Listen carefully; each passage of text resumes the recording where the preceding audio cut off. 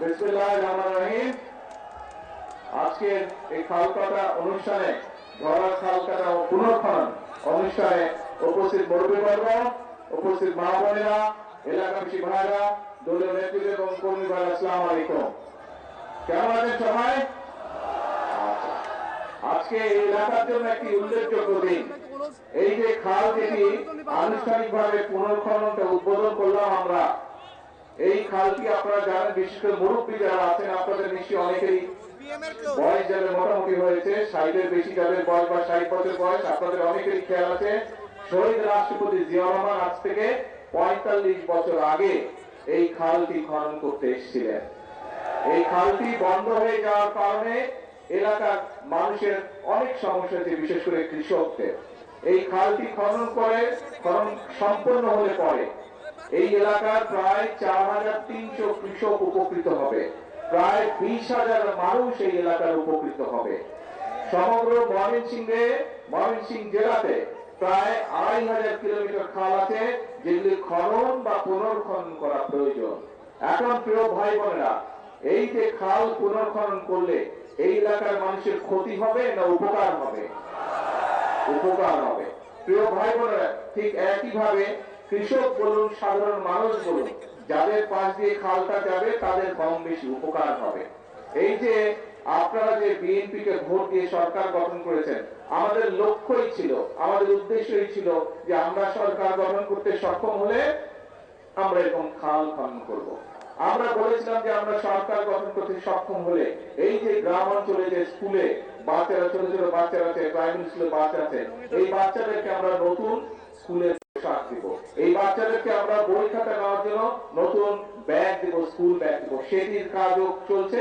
ইনশাআল্লাহ জুলাই মাস থেকে সমগ্র বাংলাদেশে পর্যায়ক্রমিকভাবে সকল প্রাইমারি স্কুলের বাচ্চাদের কাছে আমরা নতুন কাপড় পৌঁছে দিব, তাদেরকে নতুন স্কুল ব্যাগ পৌঁছে দিব। ভাই বোনেরা, আজকে সময় এসেছে মানুষের ভাগ্যের পরিবর্তনের জন্য যে কাজগুলো, সেগুলো একদিকে সফল করা, আরেকদিকে যারা ন্যায় বিচারকে, সঠিক বিচারকে বাধাগ্রস্ত করার জন্য বিভ্রান্তি ছড়াচ্ছে, আরেকদিকে যারা মানুষের জন্য গৃহীত কর্মসূচিকে বাধাগ্রস্তের জন্য বিভ্রান্তি ছড়াচ্ছে, তাদের ব্যাপারে বাংলাদেশের মানুষকে সজাগ থাকতে হবে। পারবেন আপনারা সজাগ থাকতে? আমাদের সকলকে সজাগ থাকতে হবে। মনে রাখতে হবে, এই দেশের মালিক জনগণ। কিছু সংখ্যক মানুষ এসে বিভ্রান্ত ছড়াবে আর তারা সফল হয়ে যাবে, মানুষের ভাগ্য নিয়ে তারা ছিনিমিনি করবে। এই কাজ আর হতে দেওয়া যাবে না। যারা জনগণের সাথে থাকবে, জনগণের পাশে থাকবে, জনগণের জন্য কাজ করবে, বাংলাদেশের জনগণ তাদেরকেই সাথে নিয়ে এই দেশকে রক্ষা করবে যে কোনো ষড়যন্ত্রের হাত থেকে। এবং সেই জন্যই আমি বলি এই দেশ আমাদেরকেই গড়ে দিতে হবে, এই দেশ আমাদেরকেই করতে হবে, জনগণকে সাথে নিয়ে করতে হবে। নিজের দেশ, আপনি নিজের ক্ষেত খামারি, নিজের ঘর বাড়ি যেভাবে নিজে গড়ে তুলেছেন, নিজে যত্ন নিয়েছেন, দেশটাও আমাদের সকলের নিজের। এইখানে আমরা যত মানুষ উপস্থিত হচ্ছে, প্রত্যেকে হচ্ছে এই দেশের অংশীদার, প্রত্যেকে হচ্ছে দেশের মালিক। কাজেই আমার ঘর আমাকেই দেখতে হবে, আমাদের দেশ আমাদেরকেই দেখতে হবে। আমাদের দেশের স্বাধীনতা, আমাদের দেশের সার্বভৌমত্ব, আমাদের দেশের মানুষের স্বার্থ আমরাই দেখব এবং যে কোনো ষড়যন্ত্র প্রতিহত করবো আমরা। ইনশাআল্লাহ পারবেন?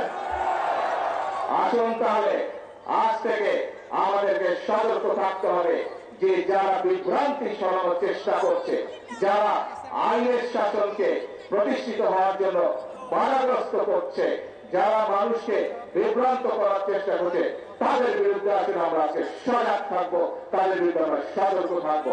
এবং আমাদের আজকের প্রতিশ্রুতি, সেই খাল খনন কাটার মধ্যে দিয়ে আমাদের প্রতিশ্রুতি হচ্ছে একটি কর্মকাজ, কর্মদেশ। সবার আগে